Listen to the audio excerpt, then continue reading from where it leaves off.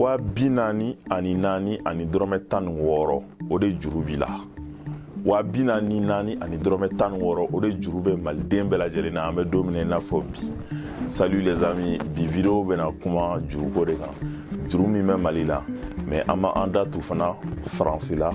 parce que Faransi masakɛ y'a jira k'a fɔ ko juru min bɛ farafin jamanaw la i n'a fɔ Mali n'a ɲɔgɔnw ko o juru ko o nɔgɔya da k'an ye ko walasa an bɛ se k'an yɛrɛma sɔrɔ. Donc n'i ye kuma jate ye i b'a ye k'a fɔ ko a b'i n'a fɔ ni Faransi bɛna dɛmɛ de don anw ye alors que anw m'an ka juru in sara parce que juru in ye gɔrɔngɔ juru de ye, juru in ye haramu de ye. Donc nin vidéo in mana ban tuma min na i bɛna a faamu ko tiɲɛ yɛrɛ la ko juru min bɛ Mali la ko juru jɛlen tɛ, juru sanuman tɛ, juru ni sarali man kan wa juru in kɛlen bɛ ka an gɔnɔ dɛrɛ. Ni vidéo in diyara i ye i kana ɲinɛ i b'a partager walasa mɔgɔ caman bɛ bɔ an ka kibaruyaw kalama. N'i ye Mali juru ta k'a lajɛ bakuruba la i b'a ye k'a fɔ san 2008 la 1000 millions d'euros de kun juru banna mais faama minnu nana an ka jamana mara u ye juru in lase fo 8000 millions d'euros la en 2018. Donc k'a daminɛ 2008 la 1000 millions d'euros au lieu que juru ka sara dɔ ka bɔ a la i b'a ye k'a fɔ ko u ye an kan coron juru la fo Mali yɛrɛ a sini ma sinikɛnɛ ma an bɛ ɲɔgɔn ɲininka est ce que Mali bɛna se ka mara bilen, est ce que Mali bɛna sɔrɔ kɛ bilen, sɔrɔ min bɛ se ka a bɔ nɔgɔ la ka sababu kɛ juru jugu ye. Juru man jugu mais juru ɲuman bɛ yen, juru jugu bɛ yen. Juru ɲuman ye juru min bɛ ta ka baarakɛminɛnw san, juru min bɛ ta ka usines jɔ walasa o baarakɛminɛnw ni o baarakɛyɔrɔw olu bɛ se ka juru in sara cogo min na ka tila ka baara di denmisɛnninw ma en même temps u bɛ nafa ladon jamana kun. Mais juru jugu faama minnu b'an kunna u ye juru minnu ta n'o ye juru jugu ye o juru ninnu kun de ye walasa ka gouvernement yɛrɛ ka fonctionnement essence katikati kuraw san o san Mercedes kuraw donc ko olu san walasa gouvernement bɛ se ka continuer k'i diya cogo min na walasa faamaw bɛ se ka continuer k'u diya cogo min na u ye Mali coron kabiri Mali dan na kabiri Ala ye Mali dan 8000 millions d'euros o juru ɲɔgɔn ma deli ka don anw ka jamana la. O tɛmɛlen kɔ ka bɔ yen n'i ye juru ninnu ta k'u lajɛ i b'a ye k'a fɔ ko Mali depuis lawale la an bɛ juru minnu ta walasa ka an yɛrɛ dɛmɛ n'a ye o juru ninnu an b'a ta baɲumankɛtɔnw de fɛ. Baɲumankɛtɔnw olu bɛ juru minnu don Mali la o juru ninnu caman jurujanw de don san 30 san 40 juru ninnu u tɔnɔw man bon hali ni juru ɲɛnamaw tɛ mais juru ninnu u tɔnɔw man bon mais faama kura minnu nalen don sisan kaburu nana u ye juru minnu don Mali la ni o ye juru kuraw ye ni o ye emprunt obligataire ye ni o ye bon de trésor ye o juru kura ninnu anw tun tɛ olu dɔn fɔlɔ. O juru kura ninnu olu bɛ na walasa faama jugu minnu kɛlen k'u ka jamana suɲɛ parce que fɔlɔ n'i tun ye i ka jamana suɲɛ i tun bɛ taga n'a wari ye tubabuw bara u b'a mara donc olu b'u ka jamana baara n'a ye donc wari bɛ kɛ i n'a fɔ a b'e tɔgɔ la ye. Maintenant sisan o tɛ se ka kɛ bilen parce que diɲɛmɔgɔ y'a ye k'a fɔ n'i ka jamana suɲɛ n'i taara n'a wari ye tubabuw bara u b'a minɛ i la. Donc nin juru kura in min créelen bɛ anw ka faamaw fɛ o juru kura in b'a to minnu b'u ka jamanaw suɲɛ u b'an suɲɛ ka tila ka na juru don an na tuguni donc u b'an suɲɛ ka tila ka na bon de trésor san tuguni u bɛ jamana suɲɛ i bɛ jamana suɲɛ ka tila ka a juru don jamana la jamana b'a sara ye ni tɔnɔ ye. O juru de kɛlen bɛ ka an dɛrɛ fo an kana fo Banque mondiale ye kangari da. Banque mondiale ko Mali ko ni malidenw m'u janto k'u bɛ ka Mali tɔ coro ko Mali tɔ k'an bɛ coron juru fɛ ko juru b'a minɛ f'an gɔnɔ la hali an tɛ se ka ninakili tuguni an ni o yɔrɔ man jan ɲɔgɔn na. O juru ninnu o gɔrɔngɔ juru ninnu n'o donnen don an na kɛmɛ sarala la Mali juru o ye sigiyɔrɔma ye 30 de a la. Kɛmɛ sarala la o juru ninnu o sigiyɔrɔma ye 30 de ye a la. Bon o juru ninnu n'i ye a ta k'a lajɛ i b'a ye k'a fɔ ko o juru ninnu juru jugu ninnu juru min ni u b'a don an na ni négociation cogo t'a a juru la parce que juru min bɛ i ni sigiɲɔgɔn cɛ o bɛ sara de. O juru jugu ninnu i b'a ye k'a fɔ ko an ka jamana minisiri ɲɛmɔgɔ ni ale yɛrɛ ye nafoloko fana minisiri ye ale yɛrɛ balimakɛ o de ka société bɛ o juruko ninnu labɛn donc ale de bɛ juru coron Mali kan na ale b'i ta sɔrɔ juru ditɔ a b'i ta sɔrɔ juru saratɔ en même temps gouvernement tila ka nafolo sara a ye tuguni walasa a bɛ se ka juru ɲini an ye cogo min na u y'an coron f'an kan L'ensemble de la dette intérieure due au 31 décembre 2019 sera apurée. O juru jugu in o gɔrɔngɔ juru min ni an ka kɛmɛ sarala la o sigiyɔrɔma ye 30 ye n'u kɛlen ko o juru don an na ni o bɛ an ka fama juguw bolo n'i ye o juru ta ka bɔ an da la a tɔ o bɛ to an ni tubabuw ni ɲɔgɔn cɛ ani baɲumankɛtɔnw ni ɲɔgɔn cɛ o yɔrɔ de la anw ko o juru n ko o man ka sara o juru man ka sara parce que n'i ye juru in ta k'a lajɛ Macron ko olu bɛna anw dɛmɛ ni ka yafa u ka juru ma mais ni an ye Macron ka juru ta k'a lajɛ i b'a ye k'a fɔ ko Macron ka juru min bɛ an na o tiɲɛ yɛrɛ la juru in man ka sara Mali ni Faransi cɛ juru ko n'i ko i b'a ta k'a lajɛ ko caman b'a kɔrɔ dɛ parce que Mali bɛ a ka yɛrɛma hɔrɔnya ta tuma min na 1960 donc o y'a sɔrɔ Faransi ko olu ka juru b'anw na nafoloko sira fɛ b'a sɔrɔ anw fana ka juru b'u la guerre sira fɛ parce que guerre sira fɛ i kan ka min dɔn o ye de deuxième guerre mondiale ni première guerre mondiale wagati tubabuw tun bɛ na anw bara u tun bɛ na mɔgɔw cɛ ka taa n'u ye walasa u ta kɛlɛ kɛ ka Faransi libérer cogo min na o mɔgɔ minnu tun bɛ taga u y'a fɔli de ma ko tirailleurs sénégalais mais en réalité tirailleurs sénégalais fanba bɛɛ tun ye malien de ye tirailleurs sénégalais fanba bɛɛ tun ye malien de ye o tun bɛ sɔrɔ kun fila de fɛ kun fɔlɔ o ye parce que Faransi tun bɛ fɛ k'i sigi Côte d'Ivoire ani Sénégal yanfan ninnu na komi olu ni kɔgɔji ka surun aw yɛrɛ bɛ tubabu ka jiko dɔn donc non seulement yen olu température ni u ka dugu température ka surun ɲɔgɔn na u tun bɛ fɛ ka sigi o yɔrɔ ninnu na en même temps u tun bɛ fɛ kun filanan donc ka na anw bara parce que bamanandenw ni kadɔdenw ni maninkadenw ni bɔbɔdenw olu tun disi donnen don kosɛbɛ u tun bɛ se kɛlɛ la donc tubabuw tun sɔnnen don an ye kosɛbɛ kosɛbɛ ko kɛlɛ yɛrɛ ko ala yɛrɛ ye anw dan k'an kɛ gereyew de o de la u ma sɔn ka taa ni tamasɛkiw ye ani surakaw ni filaw ko parce que olu ka mode de vie olu balo cogo ko o b'a to ko peut-être ko kɛlɛ tɛ joro tɛ don olu la donc o de y'a to première guerre mondiale ni deuxième guerre mondiale digi kɛra Mali de la kosɛbɛ kosɛbɛ kosɛbɛ tirailleurs sénégalais fanba bɛɛ bɔra Mali de la kosɛbɛ kosɛbɛ parce que tubabuw tun sɔnnen don anw de ye kosɛbɛ kosɛbɛ kosɛbɛ hali ni an ka siya tɔ ninnu fana bɛ se kɛlɛ la mais u ma sɔn ka olu ta ko parce que komi k'olu tɛ sigilen yɔrɔ kelen ko olu ka balo n'u nafa sɔrɔ cogo ko o b'a to ko olu mobiliseli donc olu tali bɛ gɛlɛya o de y'a to wagatiw kɔnɔna na yɛrɛ a bɛ fɔ min ma ko révolte de Bɛlɛdugu donc maliyɛnw yɛrɛ tun murutira wagati dɔ tellement cɛminɛ juguyara anw bara n'i ye kumalasurunyala a ta k'a lajɛ i b'a ye k'a fɔ ko tirailleurs sénégalais komi tirailleurs sénégalais da dɔnnenba tɛ mais mɔgɔ caman ko 500 000 ko 500 000 tun ye tirailleurs sénégalais mais ko 500 000 nin na ko 100 000 bɛɛ de tun ye maliyɛn ye donc 100 000 maliens o de tun bɛ tirailleurs sénégalais la donc n'i dun ye o yɔrɔ ta k'o lajɛ o 100 000 maliens na tirailleurs sénégalais min seginna kɛmɛ sarala la 60 o ye tubabu jate ye donc 40 o ni tora la donc Mali 100 000 Mali 100,000 an ka cɛbɔ 100,000 an y'o de di Faransi ma première guerre mondiale ni deuxième guerre mondiale ni ɲɔgɔn cɛ 100,000 maliyɛn 100,000 de ye kɛlɛ kɛ Faransi ye o maliyɛn 100,000 la ko 40 de ni tora Faransi ye 100,000 40 ni tora Faransi ye donc n'i ye o ta k'o lajɛ bi ani Faransi nalen min kɛra anw bara k'a daminɛ 2012 la ka se fo bi ma ka daminɛ Serval daminɛ la ka na se fo an bɛ don min na komi bi ma tubabu min sara an bara a tɛ tɛmɛ 47 kan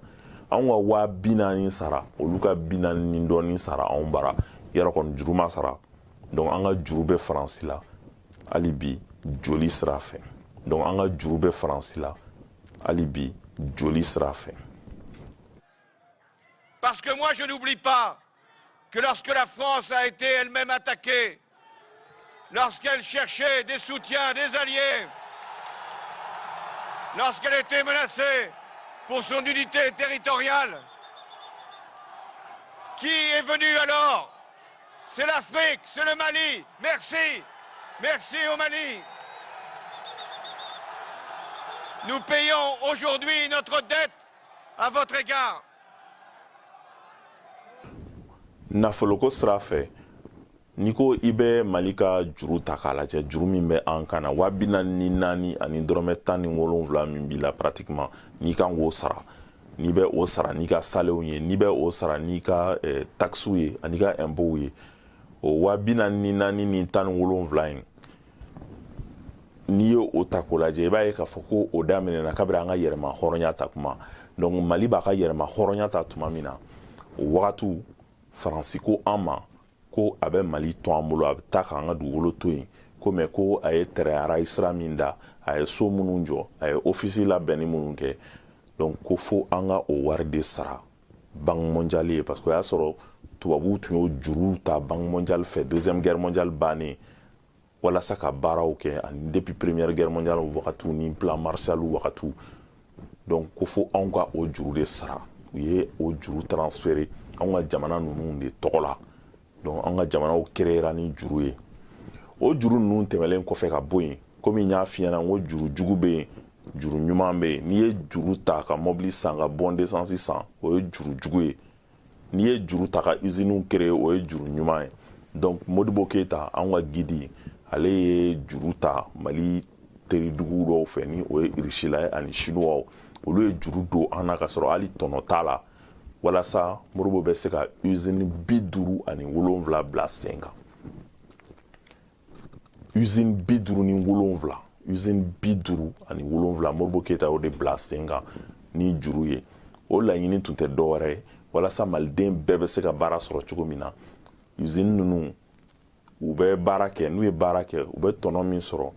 dɔ bɛ kɛ ka juru sara dɔ bɛ kɛ ka jamana yɛrɛ la tourner dɔ bɛ kɛ ka baarakɛlaw sara dɔ bɛ bila ŋɔrɔ bɛ k'a la walasa usine yɛrɛ bɛ se k'a ka minɛnw ni a ka baarakɛ cogow yɛlɛma cogo min na taalen ɲɛfɛ o tun ye ale ka laɲini ye ala nana ni a ka na ye coup d'état nana kɛ Modibo Keyita la sɔrɔdasiw nana fanga la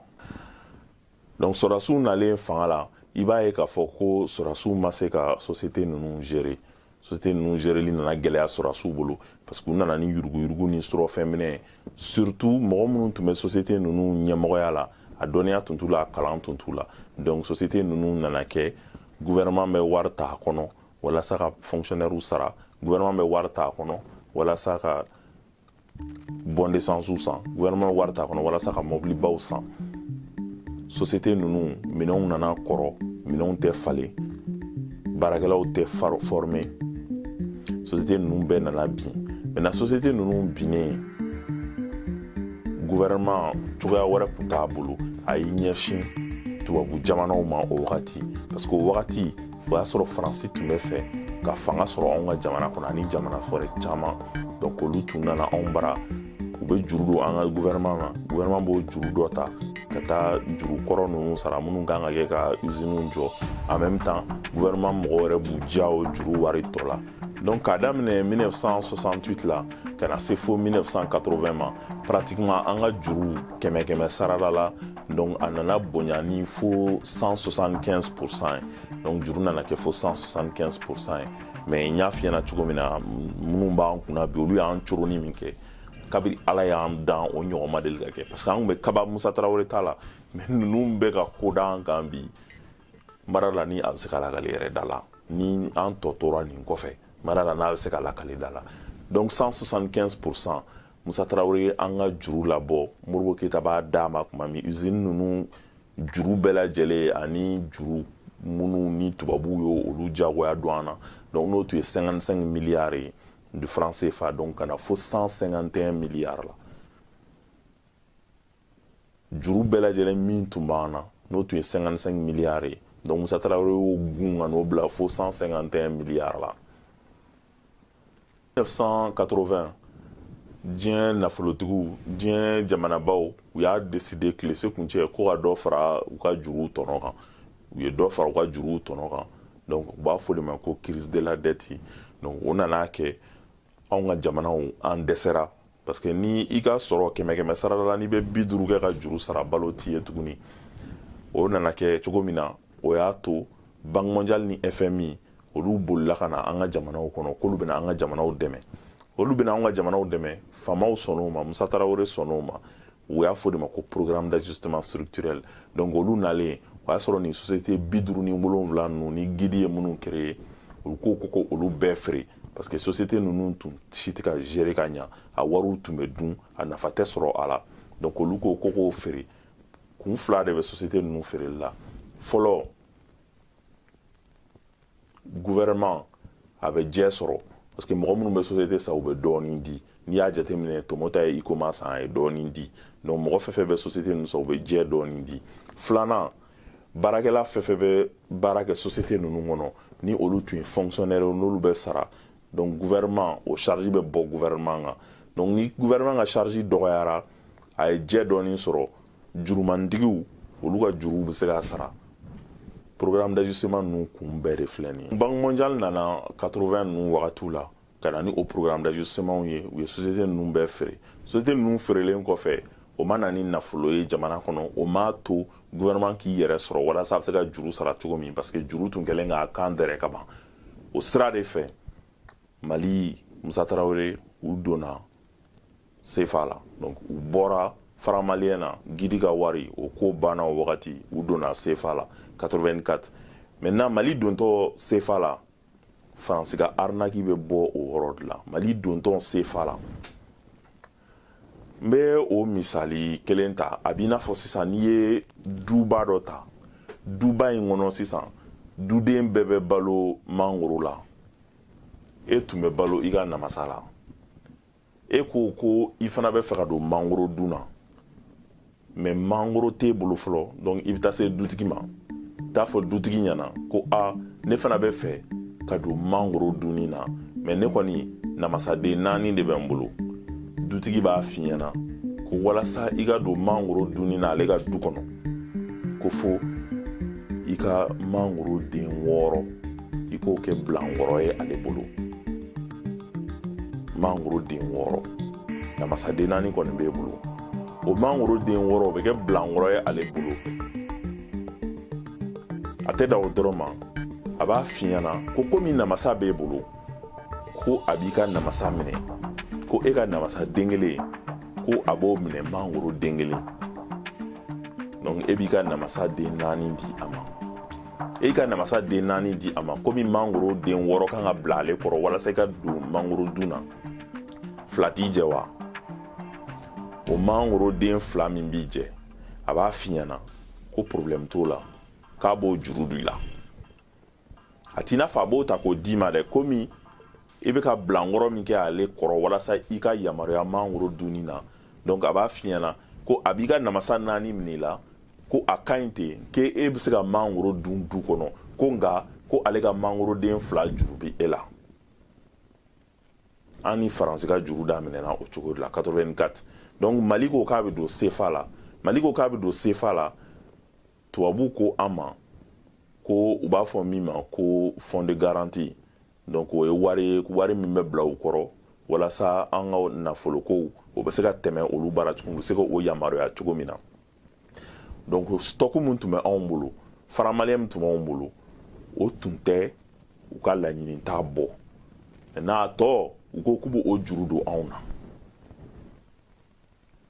u y'o juru don anw na Faransi ka juru daminɛna ten de donc o juru o namasaden 2 ni o tun b'an jɛ donc ni u y'o mangoro den 2 juru don an na o mangoro den 2 in donc tɔnɔ de tun b'o la sa o de nana caya donc o juru sarali de tun bɛ ban fo 2019 Faransi ye gɔrɔngɔ juru don an na 1984 an dontɔ franc CFA la an dontɔ UEMOA la san 10 o kɔfɛ Faransi bɛ mun fɔ tuguni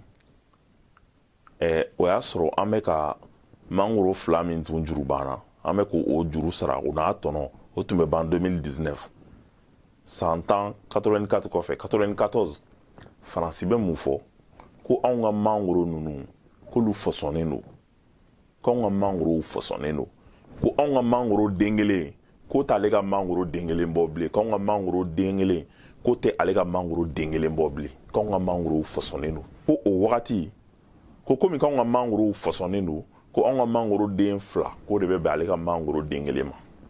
donc n'o y'a sɔrɔ ale ka mangoro den 2 juru b'anw na o tɛ kɛ anw ka mangoro den 4 ye sisan sa an ni Faransi ka juru filɛ nin cogo la tan donc Faransi ye o juru augmenter o cogo la a ye juru in bonya ka juru in caya ka juru in kɛ ka an dɛrɛ o kɔfɛ tuguni a bɛ mun kɛ wagati ni wagatini a b'a fɔ ko ko komi u yɛrɛ n'u ye juru kɛ k'u dɛrɛ f'u ka dɛsɛ ka balo ko yarɔ u tɛna se ka n ka juru kɔni sara donc a b'a fɔ ko sisan ko juru in k'u bɛ dɔɔnin t'a la ko k'o yɛlɛma u b'a fɔ de ma ko aménagement donc n'u y'o fɔ an ka faamaw bɛ content donc ko k'o aménager ko juru in au lieu que an ka a sara faransi ye directement n'a y'a d'u ma dɔrɔn k'u b'a kɛ dɛmɛ ye walasa an k'an yɛrɛ dɛmɛ n'a ye k'an ka taa kɔlɔn sen n'a ye an ka kalansow dilan n'a ye an ka dɔgɔtɔrɔsow jɔ n'a ye o cogo la ten u b'a fɔ ko faransi bɛ k'an dɛmɛ mais o dɔrɔn tɛ dɛ o dɔrɔn tɛ o tɛmɛlen kɔfɛ u b'a fɔ ko aw b'o kɛ n'a ye ko nka ko tubabuw ka baarakɛso minnu n'u ka baarakɛyɔrɔ minnu ni an ka gouvernement jɛra ko n'olu ka juruw bɛ an ka gouvernement dɛsɛlen k'o sara ko gouvernement ka olu ka wariw sara fɔlɔ donc ko priorité c'est à dire que ko olu de fɔlɔ ta kan ka sara fɔlɔ donc ni juru yɛlɛmana ka aménager tubabukan na u b'a fɔ aménager au lieu que kɔlɔn ka taa sen ko yanni kɔlɔn ka taa sen ko b'a sɔrɔ ko faransi ka société minnu b'an baara ni minnu n'an ka gouvernement baara kɛ n'olu ka juruw banna ko ka olu de ka juru sara fɔlɔ donc an tor'o cogo de la ten u y'o kɛ 2007-2008 anw kɔni an bɛ juru in sara an bɛ juru in sara dɔɔni dɔɔni an bɛ juru in sara n'i ye juru sara jateminɛ Mali kɔnɔ i b'a ye k'a fɔ ko anw ka salen n'i ye salen ta 100-100 sarada la juru bɛ se ka taa fo 60 ɲɔgɔnya la o kɔrɔ n'i ye vignette ta i mana vignette ta o wari kilancɛ o bɛ kɛ ka juru de sara o wari tɛ don Mali kun Mali b'a minɛ dɔrɔn k'a kɛ ka juru de sara juru bɛ sara de juru bɛ sara san o san juru bɛ sara de juru ye diyagoya de juru bɛ sara de o tɛmɛlen kɔ ka bɔ yen i b'a ye k'a fɔ faransi ye mun kɛ tuguni komi u nana an bara Hollande ale y'a essayer k'ale b'an ka juru sara donc olu ka sɔrɔdasi damadama ni salen anw bara k'olu ye anw ka juru bɛɛ sara joli juru bɛɛ sara o tɛmɛlen kɔ ka bɔ yen u b'a essayer fana k'a kɛ i n'a fɔ ni wariko la anw ni olu ni ɲɔgɔn cɛ ni juruko tɛ yen tuguni ko u bɛna jɛ u ka juru kɔ donc a lamɛn faransi bɛ jɛ juru kɔ ni a y'a fɔ anw ka ɲɛmɔgɔw bɛ min fɔ. Avec le ministre des Finances malien, nous avons signé cet accord qui permet d'annuler 43 milliards de dettes en francs CFA du Mali vis-à-vis de la France. C'est une dette ancienne qui était très complexe, très difficile à manier et qui va permettre aujourd'hui au gouvernement malien de retrouver des marges de manœuvre pour financer le développement. Le ministre de l'économie et des finances du Mali ne peut qu'être heureux par ces moments difficiles, puisque nous bénéficions ainsi d'une bouffée d'oxygène. Lorsque vous avez moins de dettes à payer, vous pouvez allouer ces ressources aux nombreuses priorités de notre pays, cela pour contribuer à l'investissement, mais aussi à la prise en charge des besoins sociaux de base qui sont importants, puisque nous sommes désormais dans une dynamique de reconstruction d'un certain nombre de régions, de localités, à travers le retour de l'administration que nous devons organiser, mais aussi dans un esprit et une démarche de réconciliation. Menego, Serval ni Barkan nous ba en baro. John ba war sara. Qu'est-ce que jurute? Parce qu'ante min kalama, ouais John me Serval ni Barkan war sara. Juru de droit. Ni Franci jate ou takalaje, Franci Cour des comptes, donc ni olube ou ka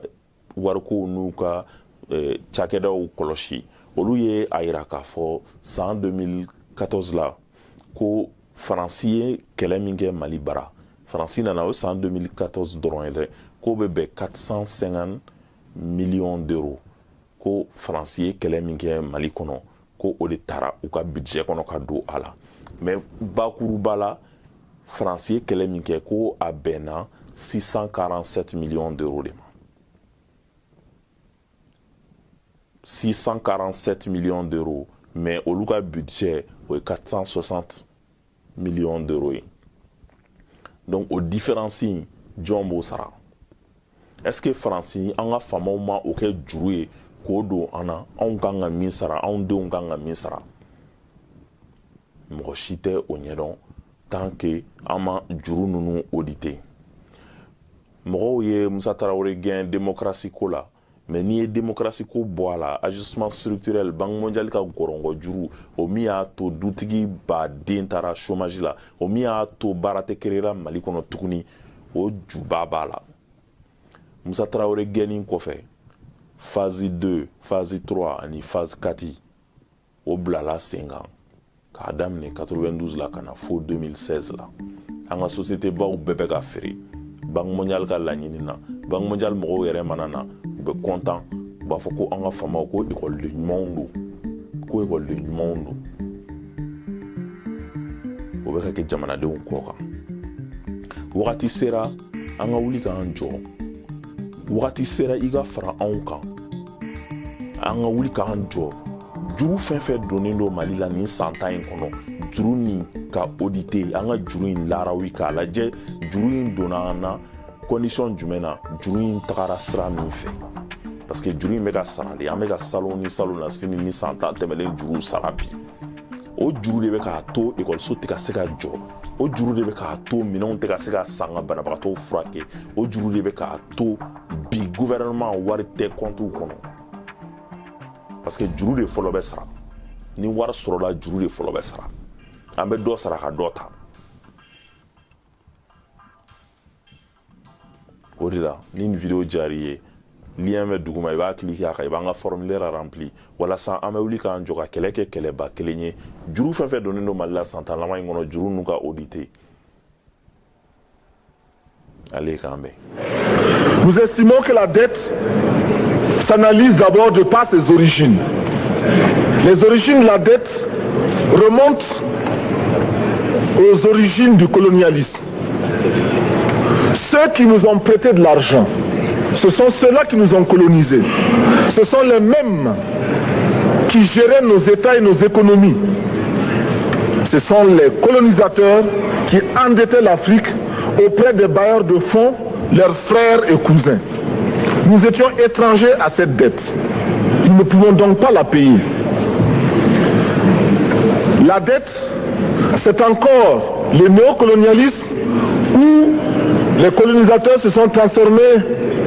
en assistants techniques. En fait, nous devrions dire qu'ils se sont transformés en assassins techniques. Et ce sont eux qui nous ont proposé des sources de financement, des bailleurs de fonds internes que l'on emploie chaque jour, comme s'il y avait des hommes dont le bâillement suffisait à créer le développement chez les autres. Ces bailleurs de fonds nous ont été conseillés, recommandés. On nous a présenté des montages financiers alléchants, des dossiers. Nous nous sommes endettés pour 50 ans, 60 ans, même plus. C'est-à-dire que l'on nous a amenés à compromettre nos peuples pendant 50 ans et plus. Mais la dette, c'est sa forme actuelle. Contrôlée, dominée par l'impérialisme. Une reconquête savamment organisée pour que l'Afrique, sa croissance,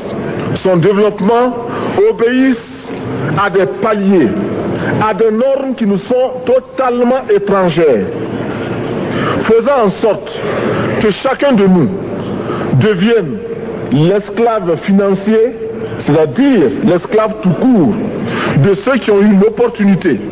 la ruse, la fourberie de placer les fonds chez nous avec l'obligation de rembourser. On nous dit de rembourser la dette. Ce n'est pas une question morale. Ce n'est point une question de ce prétendu honneur que de rembourser ou de ne pas rembourser. Monsieur le Président, nous avons écouté et applaudi le Premier ministre de Norvège lorsqu'elle est intervenue ici même. Elle a dit, elle qui est européenne, que toute la dette ne peut pas être remboursée. La dette ne peut pas être remboursée. La dette ne peut pas être remboursée parce que, d'abord, si nous ne payons pas, nos bailleurs de fonds ne mourront pas. Soyons-en sûrs. Par contre, si nous payons, c'est nous qui allons mourir. Soyons-en sûrs également. Ceux qui nous ont amenés, ceux qui nous ont conduits à l'endettement, ont joué comme dans un casino. Quand ils gagnaient, il y avait plein de débats. Maintenant qu'ils ont perdu au jeu, ils nous exigent le remboursement. Et l'on parle de crise. Non, Monsieur le Président, ils ont joué, ils ont perdu, c'est la règle du jeu. La vie continue.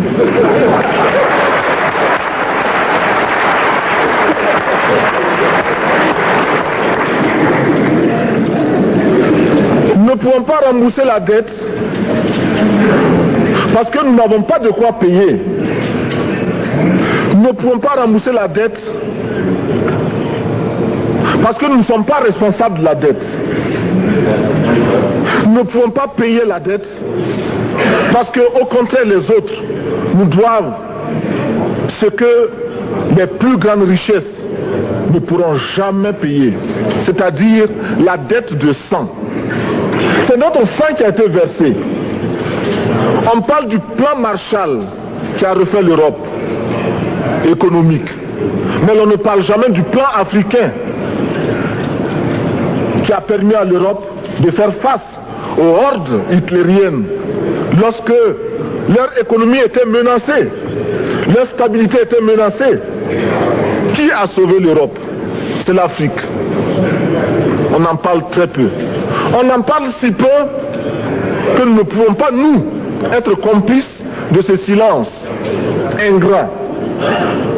Si les autres ne peuvent pas chanter nos louanges, nous avons au moins le devoir de dire que nos pères furent courageux et que nos anciens combattants ont sauvé l'Europe et finalement ont permis au monde de se débarrasser du nazisme. La dette, c'est aussi la conséquence des affrontements. Et lorsque l'on nous parle aujourd'hui de crise économique, l'on oublie de nous dire que la crise n'est pas venue de façon subite. La crise existe de tout temps. Et elle ira en s'aggravant chaque fois que les masses populaires seront de plus en plus conscientes de leurs droits face aux exploiteurs. Il y a crise aujourd'hui parce que les masses refusent que les richesses soient concentrées entre les mains de quelques individus. Il y a crise parce que quelques individus déposent dans des banques à l'étranger des sommes colossales qui suffiraient à développer l'Afrique. Il y a crise parce que face à ces richesses individuelles que l'on peut nommer, les masses populaires refusent de vivre dans les ghettos, dans les bas quartiers. Il y a crise parce que les peuples partout refusent d'être dans Soweto face à Johannesburg. Il y a donc lutte et l'exacerbation de cette lutte amène les tenants du pouvoir financier à s'inquiéter. On nous demande aujourd'hui d'être complices de la recherche d'un équilibre. Équilibre en faveur des tenants du pouvoir financier, équilibre au détriment de nos masses populaires. Non, nous ne pouvons pas être complices. Non, nous ne pouvons pas accompagner ceux qui sucent le sang de nos peuples et qui vivent la sueur de nos peuples. Nous ne pouvons pas les accompagner dans leur démarche assassine. Monsieur le Président, nous entendons parler de clubs. Club de Rome, club de Paris, club de partout. Nous entendons parler du groupe des 5, du groupe des 7, du groupe des 10, peut-être du groupe des 100,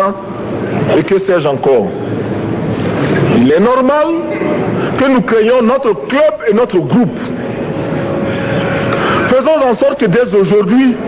Addis Abeba devienne également le siège, le centre d'où partira le souffle nouveau, le club d'Addis Abeba. Nous avons le devoir aujourd'hui de créer le front uni d'Addis Abeba contre la dette. Ce n'est que de cette façon que nous pourrons dire aux autres, en refusant de payer la dette, nous ne venons pas dans une démarche belliqueuse. Au contraire, c'est dans une démarche fraternelle pour dire ce qui est. Du reste, les masses populaires en Europe ne sont pas opposées aux masses populaires en Afrique. Mais ceux qui veulent exploiter l'Afrique, ce sont les mêmes qui exploitent l'Europe. Nous avons un ennemi commun. Donc, notre club parti d'Addis Abeba devra également dire aux uns et aux autres que la dette ne saurait être payée. Et quand nous disons que la dette ne saurait être payée, ce n'est point que nous sommes contre la morale.